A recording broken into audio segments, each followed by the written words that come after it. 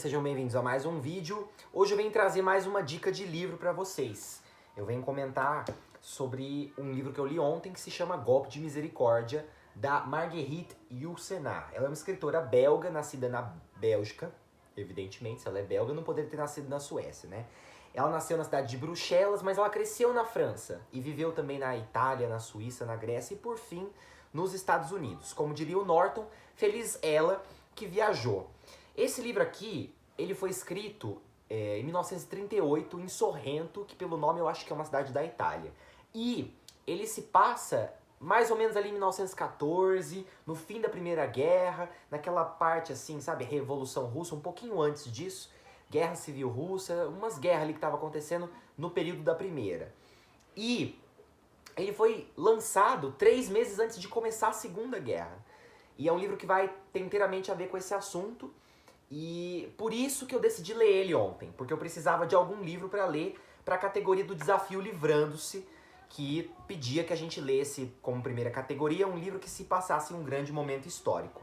Eu vou falar a verdade para vocês, decididamente esse é um dos livros mais bem escritos que eu já li. Pode ser que não venha a ser um dos meus preferidos da vida, favoritos do ano, mas com toda certeza, sem dúvida nenhuma, é um dos mais bem escritos. Antes mesmo de terminar esse livro, eu joguei 2 livros dela no carrinho da Amazon sem nem saber do que se trata, só confiando na narrativa dela. Porque assim, é isso que faz um bom livro no fim das contas, né? Você pode ter uma história maravilhosa, mas se quem tá escrevendo for ruim de volante, não rola, não funciona. E você pode ter uma história pífia, já batida, clichê, como é o caso de Golpe de Misericórdia. E se você tiver um narrador, né? Uma escritora muito boa, muito competente, eloquente, rebuscada, inteligente e sábia, né? No fim das contas, você vai ter um livro maravilhoso que merece a alcunha de clássico, pois ele não se esgota, pede releitura e você termina de ler pensando nele, acorda no dia seguinte também pensando no livro. É uma coisa impressionante, gente. É um livro muito, muito, muito, muito bom. Eu ganhei ele recentemente, de aniversário. Ele veio nesse box aqui, Grandes Escritoras da Literatura Francesa, que na verdade é uma grande fraude esse box, porque traz 2 autoras que não são francesas, como o caso da própria Marguerita e outra Marguerita também, a Marguerite Duras, que nasceu na Indochina, região que hoje seria considerada Vietnã, na cidade de Saigon. E o livro que vem nesse box é esse aqui, Emily L, ainda não li. A única francesa raiz desse box aqui acaba sendo a Simone de Beauvoir, que realmente é da França e tudo mais. E o livro que tem dela é A Convidada, é um romance um pouco gordinho, maior do que os outros, né? Os 2 juntos não dão o tamanho que A Convidada tem. Mas enfim, eu comprei esse box porque eu não conhecia nenhuma dessas autoras, conhecia de nome, é claro, mas nunca tinha entrado em contato com nenhuma delas. E porque tava barato também. Mas enfim, o golpe tá aí, cai quem quer. E por falar em golpe, vamos falar do golpe realmente relevante para esse vídeo, que é o de Misericórdia.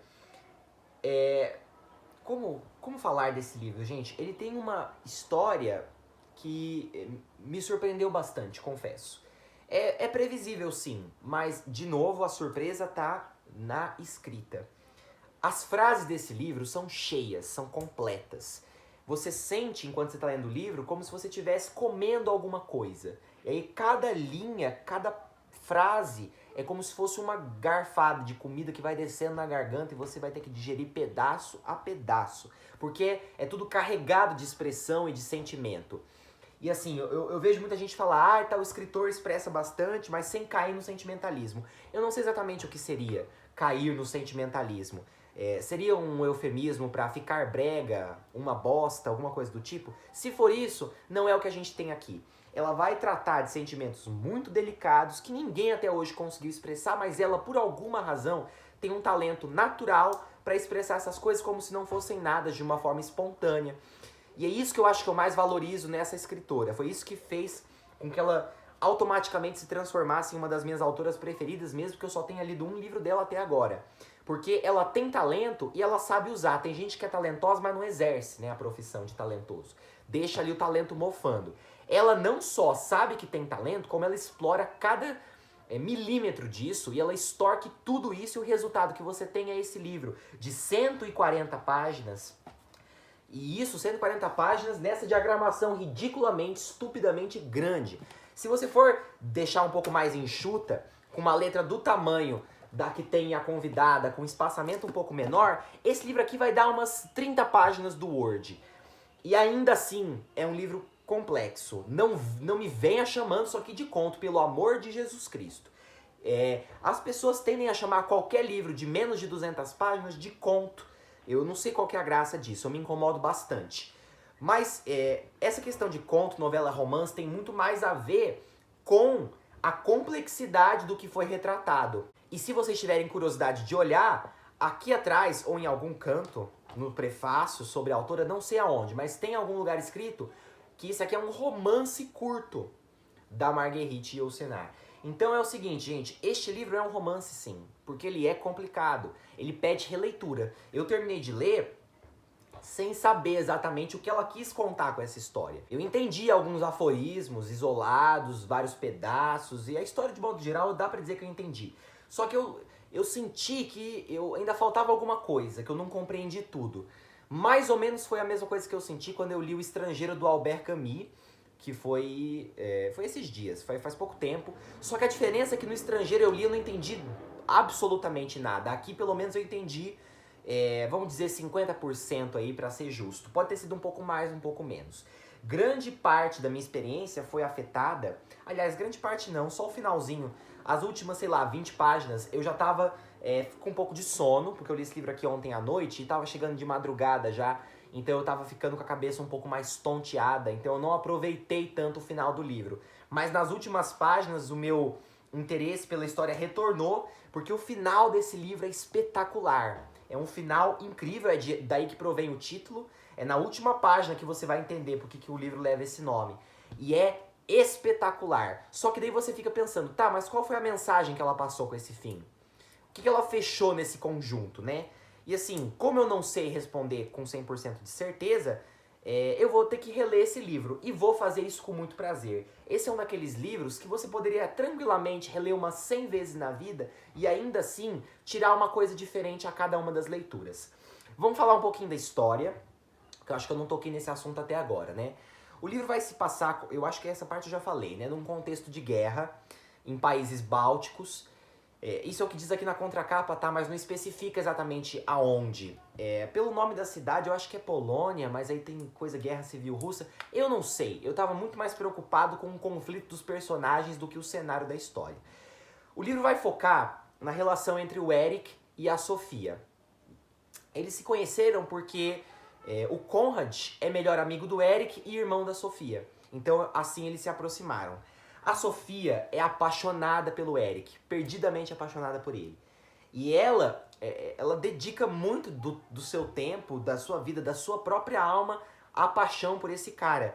Que apesar de dar indícios de também gostar dela, não corresponde aos sentimentos por opção. Eu não sei em que lugar que eu vi que ele rejeitava ela porque o Conrad era irmão dela, eles eram muito amigos. Mas, gente, esfarrapada essa justificativa. E tem algum momento que ele fala isso, eu acho. Mas, tipo, claro que não é por isso, e mesmo que for também, o Conrad, na verdade, ele pra mim foi muito mais um Gasparzinho, sabe? Um figurante na história, que só aparece ali pra aproximar os personagens. Sim, ele tem importância. Se não tivesse ele, o Eric e a Sofia não teriam se conhecido. Mas, mesmo assim, eu acho que ele foi colocado com uma importância um pouco acima do que ele realmente tem na contracapa dessa sinopse. E com isso, eu constatei que, na verdade, a pessoa que fez a sinopse aqui da contracapa, seja lá quem tenha sido, não leu o livro. Tá escrito assim: no final dos anos 1910, nos países bálticos devastados pela guerra, pela revolução e pelo desespero, 3 jovens jogam o perigoso jogo do amor. 3 jovens, aí entre parênteses está escrito Eric, Conrad e Sophie. Sophie com PH e E no final. A tradução inteira chama ela de Sofia. E o Conrad não participa disso. Ele não faz parte do triângulo amoroso. Da forma como fica aqui, parece que, tipo assim, eram os dois apaixonados pela Sofia. Eu li a sinopse e quando eu comecei a ler o livro eu pensava que fosse ser assim. E que bom que não foi, né? Porque se fosse assim seria um caso de incesto. E não é. Aí tá escrito aqui: sedução, conflitos, mentiras e erotismos levarão aos limites da loucura. Aqui tudo bem. Só que assim, eu acho um pouco exagerado isso aqui, limites da loucura. Não é uma redoma de vidro, é uma coisa mais suave. Embora sim seja uma história pesada. Aí pra coroar tem essa parte final aqui, ó. Marguerite renova o tema do triângulo amoroso. Gente, se o irmão dela não participa, não é triângulo. Não tem, tipo, biângulo, né? Então é uma linha amorosa mesmo. É uma relação de duas pessoas. É claro, se você for considerar a entrada do Volkmar depois, mas não é um triângulo amoroso. Gente, esqueça terceiras pontas. Não, esqueça terceiras participantes. O livro é inteiramente voltado pro Eric e pra Sofia. Tanto que é o Eric o narrador do livro. Ele vai contar como que essa relação entre os dois se desenvolveu. E como culminou em tragédia. E aí, então assim, depois do Eric, a mais importante é a Sofia. No caso, os dois dividem o protagonismo do livro e é só. O resto é tudo coadjuvante, para não dizer figurante, tá? Você tem que prestar atenção neles. Se ela não se aprofundasse, não explorasse nenhum caminho, o livro seguiria numa vertente superficial e poderia passar muito bem por um romance de banca, romance histórico que muita gente gosta de ler, né? Mas na verdade, ele é muito mais do que isso pela execução, pela forma como a autora decidiu tocar no íntimo de cada personagem. E como ela decidiu expor o que eles realmente estavam pensando e fazendo e por que faziam, como faziam. Então é uma história muito mais do que um romancezinho tosco. Inclusive, esse é um dos raros livros em que você percebe que foi utilizado a quantidade ideal de material. Inclusive, esse é um dos poucos livros que eu li em que eu percebi que foi utilizada a quantidade exata necessária de material. Então, você não sente que ficou faltando alguma coisa ou que ficou sobrando. As dúvidas que ficam na sua cabeça são efeito da escrita da autora, que é feita para ser ambígua e te deixar com dúvidas na cabeça, para você continuar pensando no livro e refletir sobre o que ela quer que você reflita, que você pense nos temas que o livro traz. Então, isso é proposital. Nada aqui ficou solto no ar, não teve nenhuma ponta que ela deixou de amarrar. E se o fez, foi de propósito, foi para que o livro tivesse mais um tchan, como se precisasse, né? É um livro mágico nesse sentido, de tão bem construído que foi.